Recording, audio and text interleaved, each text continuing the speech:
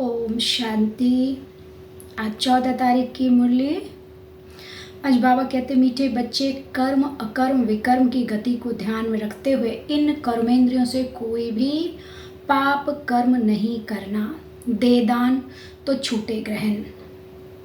मतलब किसको कर्म कहते हैं, किसको अकर्म कहते हैं और किसको विकर्म कहते हैं, इसको सही से जानकर फिर कर्मेंद्रियों से कोई पाप कर्म नहीं करना है। कौन सा दान देना है, बाबा आज पूछते हैं, प्रश्न पूछ रहे हैं। किस बात में ब्रह्मा बाप को फॉलो करने वाले बच्चे भविष्य में तख्त नसीन बनते हैं। बाबा क्या कह रहे हैं, किस बात में ब्रह्मा बाप को फॉलो करने वाले बच्चे भविष्य में तख्त नसीन बनते हैं, यानी विश्व का राज्य भाग्य लेते हैं। सतयुगी उत्तर, जैसे ब्रह्मा बाप देह सहित पूरा बलि चढ़े, अपना सब कुछ ईश्वर अर्थ बच्चों की सेवा में लगा दिया, डायरेक्ट इंश्योर किया, इसलिए विश्व की राजाई मिली। ऐसे ही फॉलो फादर सपूत बनने का सर्टिफिकेट लेना है। सगे तन मन धन से सेवा करनी है, बाप का पूरा मददगार बनना है, सब कुछ इंश्योर कर 21 जन्मों की बादशाही राजाई का हकदार बन सकते हो। बाबा क्या चीज़ इंश्योर करने कह रहे हैं, सब कुछ जो भी था तन मन धन सब कुछ सेवा में लगा दिया, पूरा मददगार बन गए, तो 21 जन्मों के लिए इंश्योर हो गया। 21 जन्म तक वो ब्रह्मा बाबा को आराम से खाते मिलते रहेगा। आज गीत बजा है बचपन के दिन भुला न देना, आज हंसे कल रुला न देना। ओम शांति। बाबा क्या कहते, मीठे बच्चे, मीठे मीठे बच्चों ने गीत सुना। अब बच्चों ने जीते जी इस दुनिया से मरकर उस दुनिया में जाने के लिए बाप की गोद ली है। कौन सा बाप है, परम पिता, परम आत्मा माना परमात्मा। हमेशा जब समझाते हो तो ऐसे मत कहो बाबा ज्योतिर्लिंगम है, अथाह ज्योति स्वरूप है, 1000 सूर्यों से तेजोमय है। यह कहना वास्तव में रॉन्ग है। क्या कहना है, परमपिता परमात्मा यानी परम आत्मा, वह सदैव परम धाम में रहते हैं। परम अर्थात ऊंचे ते ऊंचे, इनकॉर्पोरियल फादर, निराकारी फादर बाप, वह सभी आत्माओं का बाप है, इसलिए उनको सुप्रीम कहा जाता है। वह जन्म मरण के चक्र में नहीं आते हैं। समझाते हैं बच्चे, मैं भी अगर जन्म मरण के चक्र में आऊं तो फिर सबका उद्धार कौन करे। शिव बाबा बताते हैं कि अगर मैं भी जन्म मरण के चक्र में आऊं तो एवर प्योर नहीं रहेंगे ना, तो जो एवर प्योर नहीं रहेगा वो सबको प्योर नहीं बना सकता, पवित्र नहीं बना सकता। तो बाबा कहते, मैं ही आकर सभी को दुखों से पार ले जाता हूँ, दुख हरता और सुख देने वाला मैं हूँ, परंतु जानते नहीं हैं। भक्ति मार्ग में गाते रहते हैं ओ परमपिता परमात्मा, ज़रूर समझते हैं वह फादर है, परंतु हमारा बाप कैसे है, वह क्या चीज़ है, यह नहीं जानते। मनुष्य जैसा रूप तो है नहीं शिव बाबा का। ब्रह्मा विष्णु शंकर को भी याद करते हैं, वह तो इन आँखों से देखने में आते हैं। बाकी यह यानी शिव बाबा कौन है, शिव के मंदिर में जाते हैं परंतु उनको क्यों याद करते हैं या नहीं जानते। शिव बाबा निराकार पॉइंट ऑफ लाइट है, तो जब देखने में नहीं आता है तो उसको किस तरह याद किया जाए, ये दुनिया नहीं समझती है। बाप बैठ समझाते, देवी देवताएं जब वाम मार्ग में आते हैं तो सोमनाथ का मंदिर बनवाते हैं। सिर्फ इतना समझते हैं कि शिव बाबा है, परंतु यह नहीं जानते कि वह स्वर्ग का रचयिता है। दुनिया नहीं जानती कि शिव बाबा ने स्वर्ग बनाया, हमको स्वर्ग का मालिक बनाने वाला भी वह है। अगर जानते तो औरों को शिव बाबा की बायोग्राफी बतलाते हैं। जिसको पता है, अभी बाबा ने हमें बताया, तो हम दूसरों को भी बताते हैं कि जानो परम पिता शिव निराकार कौन है, हम आत्माओं का पिता है और वही हमें सदगति देता है। और सदगति का मतलब क्या है, सुख में ले जाना, संपूर्ण सुख में, सतयुग में ले जाना। तो बाबा क्या कहता है, ये सब भी ड्रामा में नूंद है, न जानने का ये भी नूंद है। जब नहीं जानेंगे तभी तो बाबा को बुलाएंगे और तभी आकर वो बाबा हमें ज्ञान देकर वर्षा देगा, सतयुगी वर्षा देगा। बाप कहते हैं मैं स्वर्ग का रचयिता तुमको सुख देता हूँ, पावन बनाता हूँ। फिर 5 विकार तुमको पतित बनाते हैं, कलाएं कमती होती जाती है, तुम काले हो जाते हो। पहले तुम 16 कला संपूर्ण चंद्रमा थे, पावन थे, अब तुम्हारे को ग्रहण लग गया है। बाबा कहते दे दान तो छूटे ग्रहण। कौन सा दान देना है? 5 विकारों का दान देना है, जिससे तुम आत्मा दुखी काली बन पड़ती हो।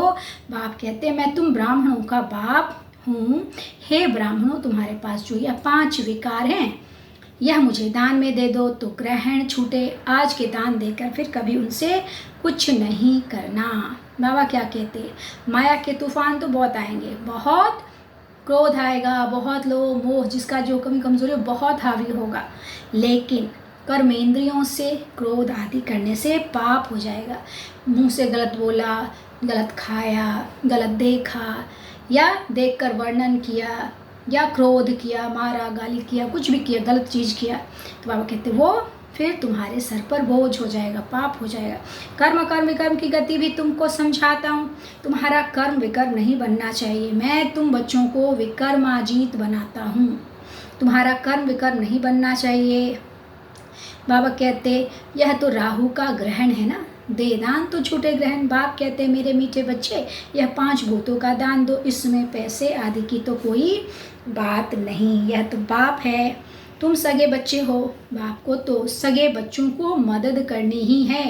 सगे बच्चे कौन है? जो बाप पर बलिहार जाएगा वही सगे हैं, और जो सगे होंगे उनको बाबा मदद ज़रूर करेगा। तुम भी तन मन धन से सेवा करते हो, बाप का भी फर्ज है तुम्हारी सेवा करे। बाप कहते हैं यह सब कुछ तुम बच्चों का है, भक्ति मार्ग में तुम भगवान को देते आए हो, परंतु ईश्वर कोई भूखा थोड़े है, यह तुम इंश्योर करते हो। ईश्वर को देने से ईश्वर फिर दूसरे जन्म में तुमको देंगे, या इंश्योर करना हुआ ना, दूसरे जन्म में इसका फल मिलता है। ईश्वर है दाता, अभी तुम अपने को इंश्योर करते हो 21 जन्म के लिए, यह इंश्योर करते हैं। बाबा क्या कहते हैं? ब्रह्मा बाबा इंश्योर करते हैं 21 जन्म के लिए। क्यों? क्योंकि जब तक जमा नहीं करेंगे, जब तक कुछ लगाएंगे नहीं, तो बिना लगाए कुछ भी मिलेगा भी नहीं। हमको देवता बनना है तो कोई अवगुण नहीं होना चाहिए। 16 कला संपूर्ण निर्विकारी यहाँ ही बनना है तो कोई अवगुण नहीं होना चाहिए। आधा कल्प विकारी बने हो तो माया भी कहती है अभी यह निर्विकारी बनते हैं, हम फिर विकारी बनाती हैं। यह चलता ही रहता है माया का युद्ध, यह है मुश्किलात, माया पर जीत पानी है। उन्होंने फिर हिंसक लड़ाई दिखाई, खंडन कर दिया है। तुम माया पर जीत पाने से विश्व के मालिक बनते हो। बच्चे समझते हैं बाप को कि 5 विकारों का दान नहीं देंगे तो श्री नारायण व लक्ष्मी को वर नहीं सकेंगे। कौन कह रहा? बाबा कहता है तो तुम बच्चों को दिल दर्पण में देखना चाहिए। मैंने कर्मेंद्रियों से तो कोई नहीं पाप किया है ना, माया के तूफान तो आगे से भी जबरदस्त आएंगे। वैद्य लोग दवाई देते हैं तो कहते हैं कि पहले वाली पुरानी बीमारी बाहर निकलेगी। बाबा क्या कह रहे हैं? वैद्य लोग जब दवाई देते हैं तो वो कह देते हैं कि तुम्हारे अंदर की सारी बुरी चीज़ें बाहर निकलेंगी, तो डरना नहीं। तो बाबा ही कहता है कि माया के तूफान बहुत आएंगे, विघ्न बहुत आएंगे, बहुत तरह से परीक्षा होगी, लेकिन उसमें डरना नहीं है। क्यों? क्योंकि ईश्वर की गोद में हम आए हैं 21 जन्म के लिए। तो अभी हम पास होंगे, माया से जीत जाएंगे तो हम आगे आसानी से चले जाएंगे, और माया से हार जाएंगे तो फिर फंस जाएंगे इस दुनियावी चक्कर में। तो इसलिए बहुत जन्म के बाद जो ये जन्म ईश्वरीय जन्म मिला है, ये 5000 वर्ष के बाद एक बार ही मिलता है, हर बार नहीं मिलता। तो बाबा कहते इसको तुम वैल्यूएबल बनाओ, इसको समझो कौन मिला है, और बाबा से शक्ति लेकर आगे बढ़ते रहना, विघ्नों से डरना नहीं है, तूफान से बाबा कहते माया के कमी बंधन से निकलना है। सपूत भी किस नंबर में हो, क्या खामी है, बाबा बतला सकते हैं, खुद भी समझ सकते हैं कि हम सर्विस नहीं करते हैं तो इतना ऊंच पद कैसे पाएंगे। अच्छा, बाबा कहते तुम क्या करो, एक हॉस्पिटल अथवा कॉलेज खोल दो। बाबा कहते अगर तुम्हारे पास पैसा है लेकिन समय नहीं है तो हॉस्पिटल कम कॉलेज खोल दो। ये क्या है? गीता पाठशाला या सेंटर जो भी है, तो मकान चाहिए उसके लिए तो वो बना के दे दो, और वहाँ आकर अनेक आत्माएं अपना भाग्य बनाएंगी, सुख पाएंगी, दुख दर्द से छूटेंगी। तो एवजा उस आत्मा को मिल जाएगा जिसने वो मकान बनाया है। बाबा कहते पैसा की तो किसी को कमी नहीं है, लेकिन मैं तो हूँ क्या, गरीब निवाज। मैं गरीब निवाज हूँ, गरीबों को ही देता हूँ, क्योंकि उनकी भावना होती है, वो समझते पहचानते। अमीरों के पास तो भावना नहीं है, उनके पास समय नहीं है, बहुत तरह के लफड़े हैं। इसलिए शास्त्र में दिखाया ना, महाभारत में द्रौपदी ने दुर्योधन को कहा, जब वो मृग तृष्णा में फंस रहा था रुण्य का जल में, पानी में, तो कहा कि ये क्या अंधे की औलाद, अंधे हो, यहाँ पानी थोड़े ही ना, वो दूर से दिख रहा था पानी है। तो बाबा कहते ऐसे ही हम इसमें बहुत ऐशो आराम है, सुख है, लेकिन हम वास्तविक सुख में नहीं है। वास्तविक सच्चा सुख हमें सतयुग में ही मिलेगा। ये तो क्षणिक है, आज है कल नहीं है, कब किस समय क्या हो जाए हमें खुद भी पता नहीं होता। तो इसलिए इस सुख में नहीं फिरना चाहिए। बाबा हमें क्या बनाते हैं, बाबा हमें, तुमको मैं परिस्तान ले जाता हूँ, हीरे मोतियों के महल बनाएंगे, यहाँ तो है पत्थर पूरी, वो कब्रिस्तान होने वाली है। अब ये पूरी दुनिया बाबा कहते सब खत्म हो जाएगा, कुछ भी नहीं बचेगा। तो हमें क्या करना है, जल्दी से अपने को 16 कला संपूर्ण बनाना है और आराम नहीं करना है। क्यों? क्योंकि दुख लड़ाई लगेगी तो नींद फिट जाएगी, आराम बिल्कुल नहीं करना है। रावण राज्य है ना, रावण को अभी जलाते हैं, फिर अब ये विनाश होगा तो रावण को जलाना बंद कर देंगे। फिर कब जलाएंगे? द्वापर से, फिर जब हम देहाभिमान में आ जाएंगे। तो बाबा कहते अच्छा, बाबा क्या कह रहे हैं, गीत का अर्थ भी तो बच्चों ने समझा ना, ईश्वर का बनकर इस बचपन को भूलना नहीं है। आसुरी संतान से बदल तुम ईश्वरीय संतान बनते हो, फिर दैवी संतान बनेंगे। यह है ईश्वरीय जन्म। इस समय तुम सेवाधारी हो, तुम हो रूहानी सोशल वर्कर। अच्छा, मीठे मीठे सिके लदे बच्चों प्रति माता पिता बाप दादा का याद प्यार और गुड मॉर्निंग। रूहानी बाप की रूहानी बच्चों को नमस्ते। हम रूहानी बच्चों की रूहानी बाप दादा को नमस्ते बाबा, नमस्ते। शुक्रिया बाबा, शुक्रिया।